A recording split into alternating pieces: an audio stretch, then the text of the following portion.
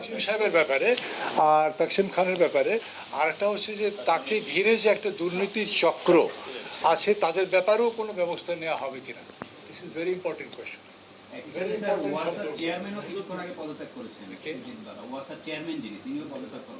উনি তো তাকসিম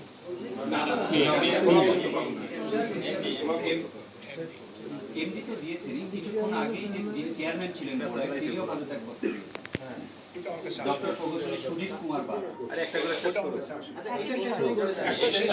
আরেকটা বিষয় যেন প্রাসঙ্গিক হয়, যেমন এটা অপ্রাসঙ্গিক হয়ে গেল। আমরা আলোচনা করছি তাকসিমের ব্যাপারে, সেখানে তোমার এই প্রশ্নটা না ভাষা না, আমরা একেবারে প্রিসাইজলি ফোকাসড আছি তাকসিমের ব্যাপারে।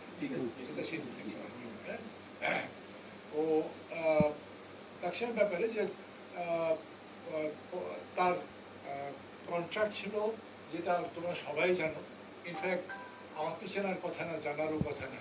পানি খায়, পানি ময়লা পায়, হইচই করি, ম্যানেজারকে বলি যে পরিষ্কার পানির ব্যবস্থা করো বা what ever it may be. কিন্তু তিনি যে 12 বছর ধরে এই একটার পর একটা চুক্তি এক্সটেন্ড করে যাচ্ছিলেন আর কি।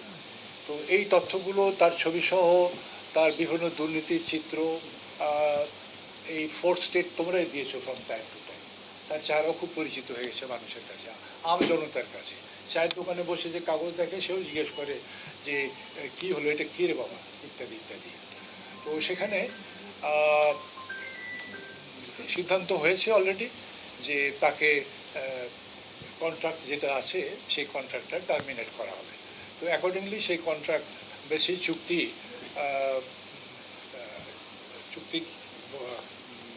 টার্মিনেট করা হয়েছে এবং সেই প্রজ্ঞাপনও হয়ে গেছে।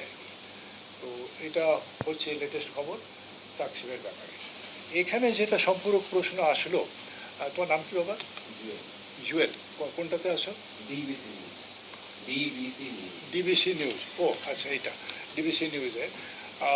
সেটা কিন্তু সকলের জন্য প্রযোজ্য সেই হয়তো করেছে। প্রশ্নটার জন্য ধন্যবাদ। যে তাকে ঘিরে যে চক্র, একটা দুর্নীতি চক্র যে গড়ে উঠেছিল, এককভাবে তো হয় না। তো সেই চক্রের ব্যাপারেও আমাদের কি সিদ্ধান্ত, সেটাও তুমি জানতে চেয়েছো। এটা আমি মনে করি যে অত্যন্ত গুরুত্বপূর্ণ একটি প্রশ্ন। সেই চক্র ছড়ানো ছেটানো আছে, বিভিন্ন জায়গাতে আছে। তো সেগুলো আমরা একটু যাচাই বাছাই করে খোঁজ খবর নিয়ে দেখে তারপরে তাদের ব্যাপারে আলোচনা করে সিদ্ধান্ত নেওয়া হবে যে কি পদক্ষেপ। সেই তাকে ঘিরে যে দুর্নীতি চক্র যেটা হয়েছিল, ওই চক্রেতে যারা সক্রিয় আছে বা যারা ঢুকিয়ে আছে তাদেরকে কি ব্যবস্থার মধ্যে আনা যায়, সেটার ব্যাপারে চিন্তা ভাবনা করা হবে এবং পদক্ষেপ নেওয়া হবে।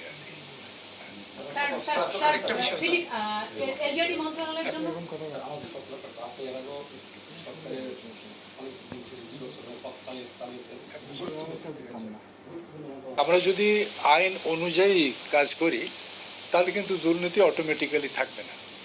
আইন আছে যে আপনি 100 টাকার কাজ 100 টাকাই করবেন, কিন্তু সেখানে আমি যদি 30 টাকা ভাগাভাগি করে নিই তাহলে ওখানে থাকলো 70 টাকা। তো তাহলে এটা কি আইন বলে যে না 100 টাকা দিলে আপনি 70 টাকার কাজ? অনেক বড় এতদিনের জঞ্জাল জমে আছে, একদিন দুই দিনে হবে না। তোমরা সহযোগী থাকলে ইনশাল্লাহ এগুলো ধাপে ধাপে দূর হবে। তোমরা এসে পয়েন্ট আউট করে দেবে যে এখানে কোনো পদক্ষেপ নেওয়া হয় না, এখানে এই পদক্ষেপটা সঠিক হচ্ছে না বলে আমাদের বিবেচনা, আমরা পুনর্বিবেচনা করব। তো প্রত্যেক জায়গাতে পদক্ষেপ নেওয়া হবে এবং প্রশ্নটা আমি ইনফ্যাক্ট এ ব্যাপারে যথাযথ খোঁজ খবর নেওয়া হচ্ছে।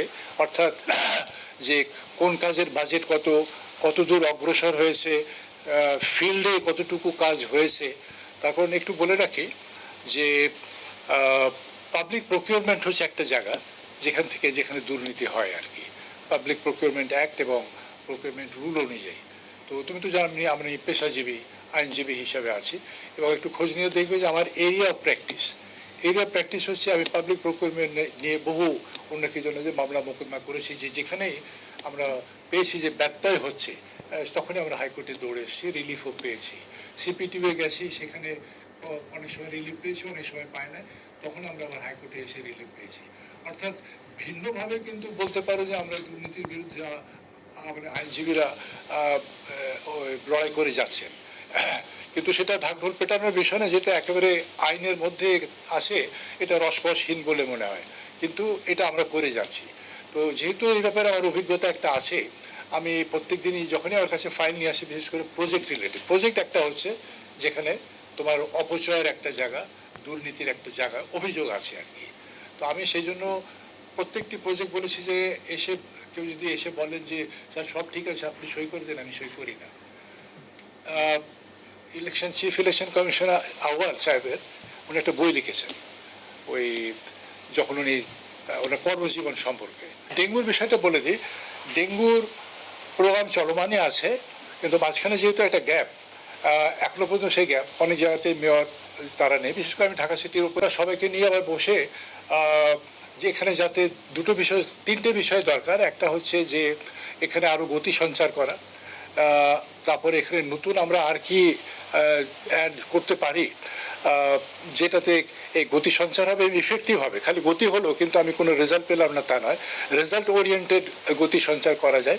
আমি এই এদেরকে কর্পোরেশনের এই বিষয়টা যারা দেখছেন, হেলথ সেক্টর যারা দেখছেন তাদেরকে নিয়ে বসবো এবং বসে এখানে এটাকে যাতে ত্বরান্বিত করা যায় সেই ব্যাপারে, এবং প্রিভেন্টিভ মেজার কী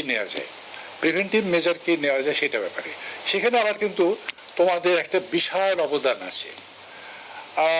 কর্পোরেশন থেকে ডোবা, তারপরে অন্যকে যেন যে নালা যেগুলো আছে ওপেন ড্রেন, সেই সব জায়গায় না হয় ওষুধ টষুধ ইত্যাদি দেওয়া হলো, কিন্তু বাড়িতে বাড়ির ছাদে বারান্দায় নতুন আরেকটা আমরা আজকাল গার্ডেনের একটা সিস্টেম দেখছি, বা জানলায় টব ঝুলিয়ে সুন্দর সুন্দর গাছপালা রাখা হয়। তাহলে সেই প্রত্যেক টবে, প্রত্যেক বারান্দায়, প্রত্যেক ছাদে যে পানিগুলো আছে, এটা হচ্ছে নাগরিক সচেতনতা, অনেকের জন্য যে সচেতনতা।